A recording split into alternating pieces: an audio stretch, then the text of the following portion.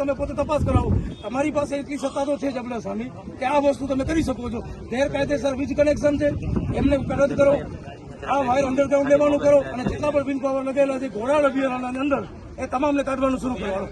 બરોબર ને?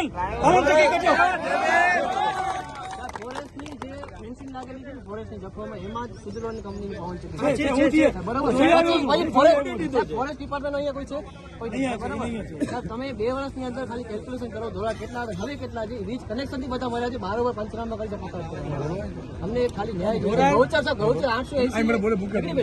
ગૌચાર 1419 880 એકર માટે અમે 270 હિસાબ લડીએ છીએ. બરોબર તો એમાં પવન ચક્કી છે, એમાં ખોટી 3 વર્ષ લાઈન આપેલી છે કંપની, 12 કંપની મારી તો ગૌચર ખાઈ જાય, સરકારી જમીનો ખાઈ જાય સાહેબ, પશુપાલન જાય સાહેબ. એ તો પેલા ઘોડાના જે બધે અબડાસાની પબ્લિકને કોઈ વાંધો નથી, સૂચનો આવે અથવા તો બીજી કંપની આવે, પણ ખેડૂતોને હેરાન કરવાનો કારણ શું?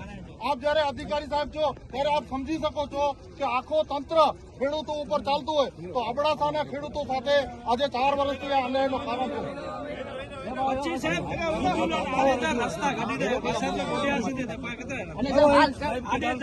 અને એની કે સમય એવું છે મહિનો દિવસ બરોબર